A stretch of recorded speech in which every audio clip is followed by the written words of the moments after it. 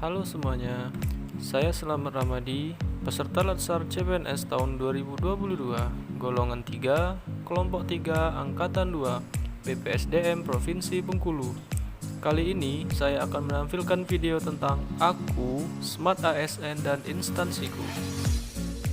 Saya bekerja di Dinas Ketahanan Pangan dan Perikanan Kabupaten Bengkulu Tengah. Kantorku ini beralamat di Desa Renah Semane, Kecamatan Karangtinggi, Kabupaten Bengkulu Tengah, Provinsi Bengkulu. Instansiku dipimpin oleh seorang kepala dinas dan dibantu seorang sekretaris dengan 3 kasubag, yaitu Kasubag Keuangan, Kasubag Umum Kepegawaian, dan Kasubag Perencanaan. Instansiku memiliki 4 bidang. Yang pertama adalah bidang perikanan budidaya, yang kedua adalah bidang perikanan tangkap, yang ketiga adalah bidang konsumsi dan keamanan pangan, serta bidang ketersediaan dan distribusi pangan. Saya sendiri berada di bidang ketersediaan pangan, seksi distribusi pangan. Dinas Ketahanan Pangan dan Perikanan Kabupaten Bengkulu Tengah memiliki sebuah misi, yaitu terwujudnya masyarakat Bengkulu Tengah akan kecukupan dan standar kebutuhan pangan, serta pengolahan sumber daya perikanan yang lestari dan bertanggung jawab untuk terciptanya sumber daya yang sehat dan kuat.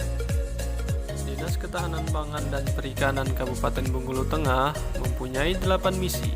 Yang pertama, mengembangkan sistem kelembagaan ketahanan pangan dan perikanan yang produktif, efektif, dan efisien. Kedua, menciptakan ketahanan pangan dan perikanan untuk mencapai masyarakat yang sejahtera melalui diversifikasi pangan dan gizi. 3. Mendorong partisipasi aktif pemerintah dan memperkuat kelembagaan usaha dalam rangka menciptakan ketahanan pangan. Keempat, meningkatkan peran di sektor pertanian dan perikanan sebagai sumber pertumbuhan ekonomi. Kelima, memelihara daya dukung dan meningkatkan kualitas lingkungan sumber daya di sektor pertanian dan perikanan.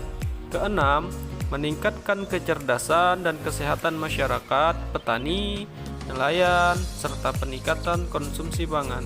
Ketujuh, meningkatkan pelayanan perizinan usaha jasa di bidang perikanan.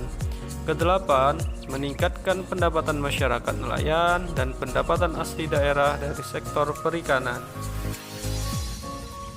Menurut Peraturan Menteri Pendayagunaan Aparatur Negara dan Reformasi Birokrasi Nomor 41 Tahun 2018, seorang analis pangan mempunyai tugas melakukan kegiatan analisis dan penelaahan dalam rangka penyusunan rekomendasi kebijakan di bidang pangan. Layanan yang diberikan ada 4 macam. Yang pertama, menyediakan data harga pangan secara up-to-date, baik tingkat eceran maupun grosir. Yang kedua, mengelola cadangan pangan pemerintah daerah. Yang ketiga, membuat peta kerawanan dan kerentanan pangan. Dan yang keempat, yaitu menyediakan data jumlah stok pangan yang berada di lumbung pangan masyarakat. Standar layanan yang harus saya capai, yang pertama, tersedianya harga pangan yang akurat, baik di tingkat eceran maupun grosir. Yang kedua, terkelolanya cadangan pangan pemerintah daerah dengan baik, efektif, dan efisien.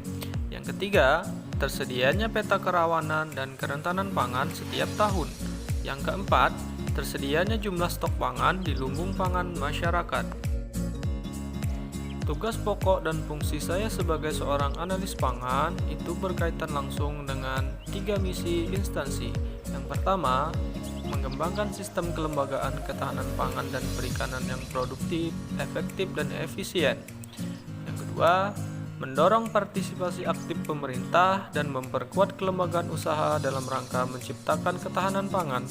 Dan yang terakhir adalah meningkatkan kecerdasan dan kesehatan masyarakat petani, nelayan, serta peningkatan konsumsi pangan. Wujud implementasi Smart ASN yang dapat saya lakukan, yang pertama adalah integritas, dengan tidak menerima suap, tidak korupsi, dan bertanggung jawab terhadap pekerjaan. Yang kedua, memegang teguh ideologi Pancasila, Undang-Undang Dasar 1945, NKRI, dan pemerintahan yang sah. Yang ketiga, berwawasan global dengan cepat menyesuaikan diri menghadapi perubahan dan bertindak proaktif. Yang keempat, berjiwa kewirausahaan, yaitu berani, kreatif, selalu berpikir positif, cerdas, dan pantang menyerah. Yang kelima, bersifat terbuka dan membangun jaringan dengan siapapun secara positif, baik, dan profesional. Yang keenam, saya berusaha bersikap ramah, cekatan, dan solutif kepada siapapun tanpa membeda-bedakan latar belakang. Implementasi Smart ASN memastikan kinerja pelaksanaan tugas saya sebagai seorang analis pangan menjadi lebih baik. Demikian, mari kita menjadi Smart ASN, Bengkulu Tengah di hati.